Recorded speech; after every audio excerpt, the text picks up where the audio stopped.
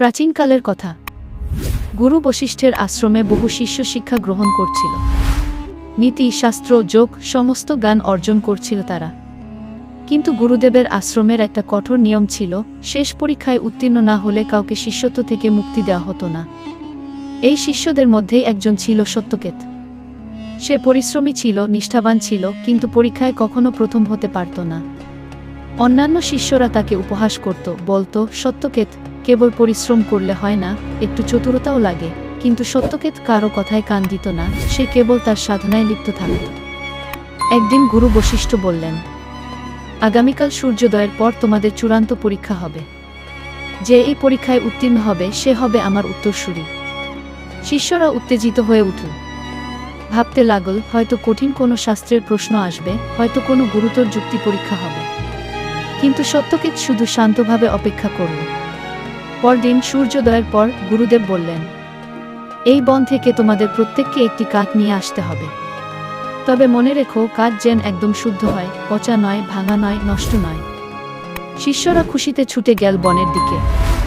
তারা ভাবল, এ তো খুব সহজ পরীক্ষা, অল্প কিছুক্ষণের মধ্যেই সবাই কাঠ সংগ্রহ করে ফিরে এল। কিন্তু সত্যকেত, সে ফিরল না। সময় গড়িয়ে যেতে লাগল। দুপুর হয়ে গেল। সবাই হাসাহাসি করতে লাগল। দেখো, সত্যকেত তো এতটাই ব্যর্থ যে এত সহজ পরীক্ষাও দিতে পারছে না। অবশেষে সন্ধ্যার আগে সত্যকেত ফিরে এল, কিন্তু তার হাতে কিছুই ছিল না।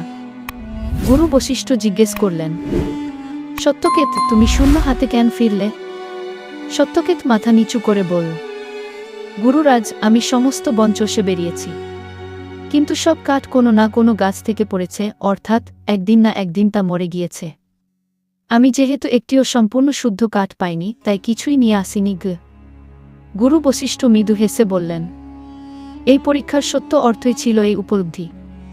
যারা ভেবেছিল সহজেই পাশ করবে, তারা আসলে জ্ঞানের গভীরতা বুঝতে পারেনি। কিন্তু তুমি জানার জন্য সবকিছু ত্যাগ করেছ, এমনকি সফলতার মোহ।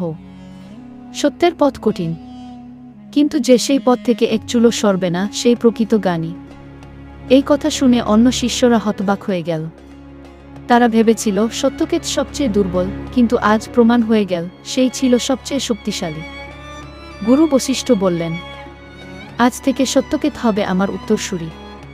কারণ সত্য কেবল মুখস্থ বিদ্যায় পাওয়া যায় না, তাকে উপলব্ধি করতে হয়।